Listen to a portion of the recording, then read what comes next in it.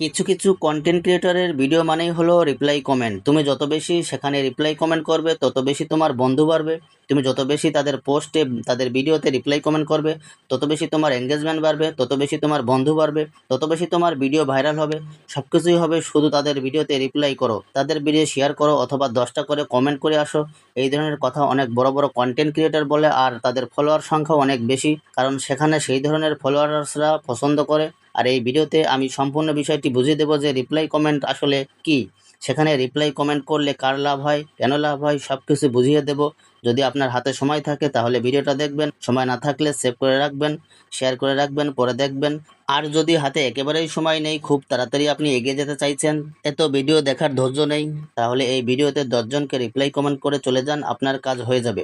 লিখুন reply comment করলে কি লাভ হয়। আপনি যখন কোনো একটি ভিডিওতে গিয়ে 10জনকে রিপ্লাই কমেন্ট করবেন, তাদের কাছে নোটিফিকেশন চলে যাবে। তখন তারা সে নোটিফিকেশন যখন চাপ দিবে যে এখানে কে কমেন্ট করলো, কোন ভিডিওতে আসলে রিপ্লাইটা করেছেন, চাপ দেওয়ার সঙ্গে সঙ্গে সে আবার সেই ভিডিওতে চলে আসবে। তার মানে কি, সে একবার ভিডিও দেখে একবার কমেন্ট করে গিয়েছিল, যখন 5জন মানুষ তাকে রিপ্লাই করলো, 5টা নোটিফিকেশন সে পেলো। সেই 5টা নোটিফিকেশন একটা একটা করে চাপ দেওয়ার পর সেই ভিডিওতে সে চলে আসলো। তার মানে কি হলো, সেই ভিডিওটা সে 6বার প্লে করলো। একবার নিজে প্লে করছিল আর 5বার অন্য নোটিফিকেশন থেকে প্লে করছিল।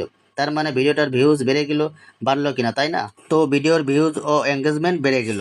আর এভাবেই কিছু কিছু কন্টেন্ট ক্রিয়েটর তাদের ভিডিও ভাইরাল করে রিপ্লাই কমেন্ট করিয়ে। আপনি যদি একটা ভিডিওর নিচে 10জনকে রিপ্লাই কমেন্ট করেন, সেই 10জন যখন 10বার আবার আসবে সেই ভিডিওতে, তার মানে তার ভিডিওর ভিউজ কয়টা হলো? 11টা হলো। এভাবেই তাদের ভিডিও ভাইরাল হয়। আর এখান থেকে আপনার কি লাভ? 0% লাভ হতে পারে, নাও হতে পারে। কি লাভ হবে? সেই কমেন্ট ধরে বা রিপ্লাই কমেন্ট ধরে কেউ ফলো করবে? আমার তো মনে হয় না। আমার মনে হয় না যে রিপ্লাই কমেন্ট ধরে এসে আপনাকে কেউ ফলো করবে। এখন বুঝছেন আমি আপনাদের কি বোঝাতে চাইছি? রিপ্লাই কমেন্ট করলে কার লাভ হয় বুঝিয়ে দিলাম। এখন আপনি কি করবেন? অন্য আইডিতে গিয়ে রিপ্লাই কমেন্ট করবেন, না নিজের আইডিতে গিয়ে কমেন্টে রিপ্লাই করবেন? আপনি সারাদিন অন্যের পোস্টে গিয়ে রিপ্লাই কমেন্ট করলেন, কার লাভ হচ্ছে?